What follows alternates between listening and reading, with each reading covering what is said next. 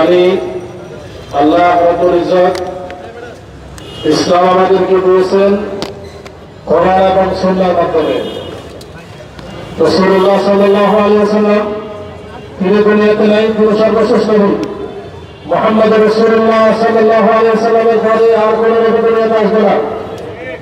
কিন্তু দ্বীন এবং ইসলাম পরিচালিত হবে ওয়ারিসে আমবিয়া হাক্কানি উলামায়ে কেরামদের তত্ত্বাবধানে।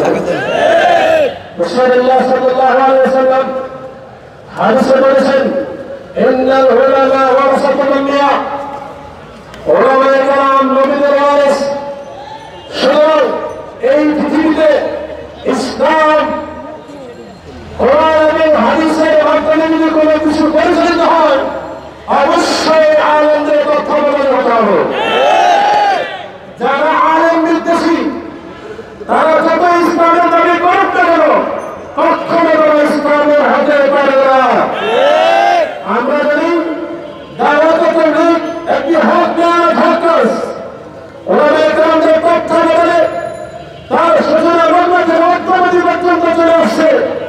কিন্তু দুঃখের জন্য হয় এই দাওয়াতে তাবলীগের পক্ষ থেকে একটি বাতিল ফেরকা সাদি আলী সাহেব পন্থীদের উৎপত্তি হয়েছে। তারা তাদের প্রধান গুণ হলো, প্রধান নম্বরের গুণ হলো তারা আলেম বিদ্বেষী। আমরা যদি বলি আলেম বিদ্বেষী, তারা বলেন আলেম বিদ্বেষী নয়। আমরা বলতে চাই তাদের কর্মের কথায় আপনারা বারবার প্রমাণ করতে সফল হয়েছেন, আপনারাই এই বাংলাদেশে চূড়ান্ত পর্যায়ে আলেম বিদ্বেষী। তার মধ্যে প্রধান প্রমাণ হলো আমাদের এই দেশের কলেজের টুকরা, আমাদের সর্বজন সক্রিয় আলেম জাতীয় মসজিদ বাইতুল মুকাররমের খতিব, যিনি সমাজের হত্যা সর্বজন গ্রহণযোগ্য মুফতি আব্দুল মালিক সর্বমত ব্যক্তির বিরুদ্ধে তারা মামলা করতে উৎসাহ দেখিয়েছে। আমরা জানি বর্তমানে সরকার, অন্তর্বর্তীকালীন সরকার প্রত্যেকজন আলেম আলেমের রক্তের রক্ত দিয়ে এই সরকার গঠন হয়েছে। জাতীয় মসজিদ বাইতুল মুকাররমের খতিব হিসেবে সর্বজন সক্রিয় মুফতি আব্দুল মালিক সাহেবকে তারা নির্বাচিত করেছেন।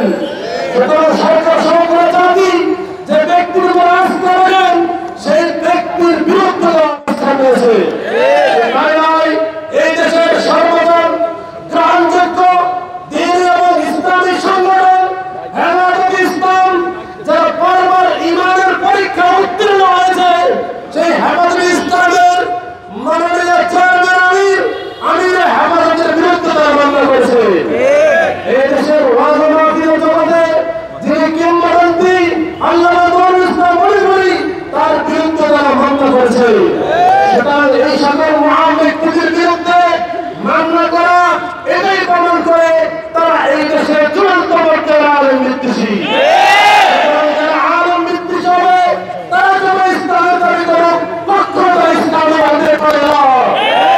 আমরা অন্তর্বর্তী সরকারকে পরিষ্কার জানিয়ে দিতে চাই, এই দেশের আলেমরা নিজের জায়গা জমির ক্ষেত্রে আপোষ করতে পারে, কিন্তু ইসলামের ক্ষেত্রে কখনো তারা আপোষ করে।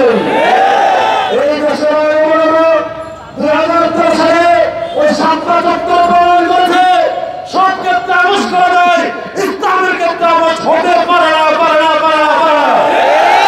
সুতরাং সাতপন্থী দাস বাতিল হয়েও উম্মতকে ধোঁকা দিতে চাই, ইসলামের দাবি করতে চাই, দাওয়াত তাবলীগের দাবি করতে চাই, তারা বারবার ইসলামের বিরুদ্ধে অবস্থান প্রমাণ করা সত্ত্বেও কেন তারা তাদেরকে হক হিসাবে দেশে প্রতিষ্ঠা করতে চায়? ওই টঙ্গী ইজতেমার মাঠ এটা বরাদ্দ দেওয়া হয়েছে হক্কানি আলেমদের তত্ত্বাবধানে বিশেষ ইজতেমা করার জন্য, কোন বাতিলকে সেখানে করার জন্য বরাদ্দ দেওয়া হয়নি। সুতরাং বিশেষ ইজতেমার মাঠে সাতপন্থীদের কোন প্রোগ্রাম মিলবে না।